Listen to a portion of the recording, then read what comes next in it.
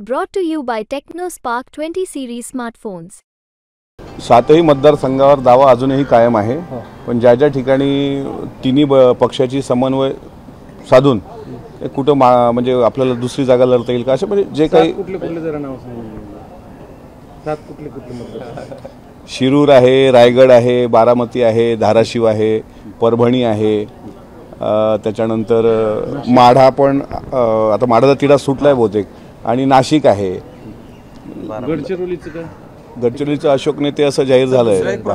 साताराच्या बदल्यात शिर्डीची जागा तुम्ही मागणार आहे भाजपकडे, असं काय? ते आता वरच्या वरिष्ठ नेत्यांना कोर कमिटी म्हणलं ते माहीत असावं, मला त्याबद्दल माहिती. सगळ्यात महत्त्वाचं बारामतीमध्ये महादेव जानकरांना उमेदवारी देणार अशा पद्धतीच्या 2 दिवसांपासून चर्चा सुरू आहेत. आजच्या बैठकीत तशी काही चर्चा होईल का? अजिबात नाही, त्या चर्चेला काही अर्थ नाही. रासपचे जे नेते आहेत महादेवराव जानकर हे स्वतः परभणी किंवा माढामधून इच्छुक होते. आदरणीय पवार साहेबांनी पण त्यांना माढा देण्याचं सांगितलं पण होतं, ते त्यांनी बोलून पण दाखवलं. पण बारामती लोकसभा ते लढवतील, यात ह्या सगळ्या कपोलकल्पित कथा आहेत. जाणीवपूर्वक आमच्यातलाच एक गट जो आहे तो अशा प्रकारच्या कंड्या पेरतोय की जेणेकरून तिथलं वातावरण डिस्टर्ब व्हावं. मात्र बारामतीमध्ये सुनेत्रा वहिनी पवार ह्याच राष्ट्रवादी काँग्रेस पक्षाच्या उमेदवार तयार नाही. तुमच्यातला कुठला गट नाही?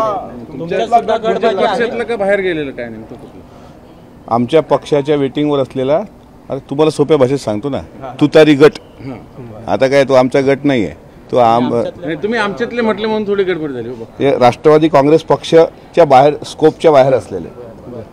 शिवथरे थांबायला तयार नाहीत अजून. शिवथरे लढण्यावर ठाम आहेत की? लोकशाहीमध्ये प्रत्येकाला निवडणूक लढवण्याचा अधिकार असतो. ते थांबायला तयार नसतील तर शेवटी मला तर त्यांच्या तब्येतची फार काळजी आहे की ते असं का वागतायत.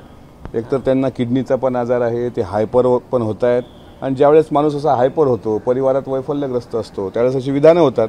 त्यांनी निवडणूक लढवावी. मागच्या वेळेस तरी डिपॉझिट वाचलं होतं, यावेळेस ती पण वाचणार नाही, हे तुम्हाला शाश्वती देतो.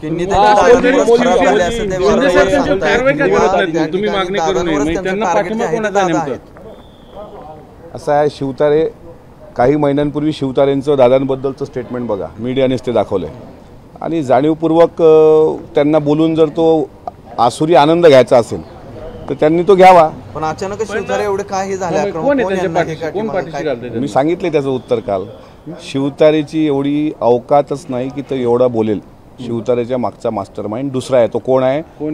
सांगू, सांगतो तुम्हाला, ऐकून घ्या पूर्ण. पुरंदर किंवा बारामतीच्या लोकसभेमध्ये ज्यावेळेस आम्ही प्रचाराला जाऊ त्यावेळेस तो कोण मास्टर माइंड आहे हे तुम्हाला आम्ही जनतेसमोर क्लिअर करून सांगतो.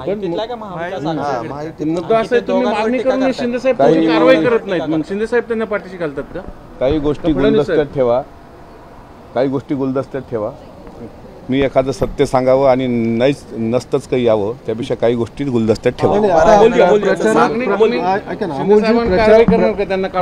प्रचारात आणि पत्रकामध्ये, जाहिरातीमध्ये जे घड्याळ वापरणार त्या ठिकाणी न्याय प्रविष्ट असं लिहा, असं कोर्टाने आदेश दिलेला आहे. तरी तुम्ही जाहिरात वर्तमानपत्रात एकदाच द्यायची आहे, काय नेमकं या सगळ्याच्या बद्दल?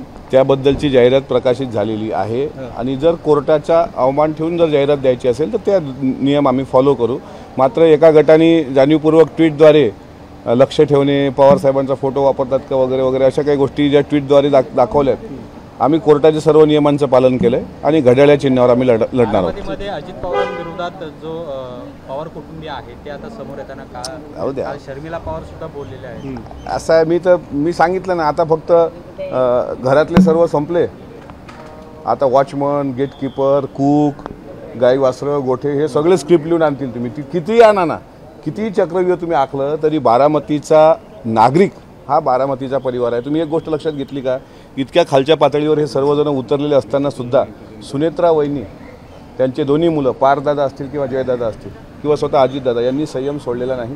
अगदी शांतपणे ते आपलं काम करत आहेत. अजित पवारांना एकटं पाडलं जाते असं दिसतंय. बारामतीची जनता जोपर्यंत सोबत आहे तोपर्यंत दादा एकटे पडण्याचा प्रश्न येत नाही.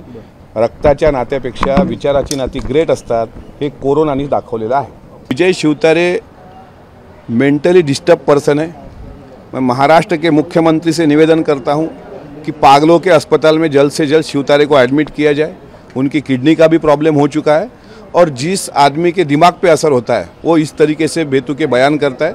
लेकिन पुरंदर की जो जनता है वो आने वाले समय में डिपॉजिट भी बचाना पाएंगे. शिवतारेका. थँक्यू.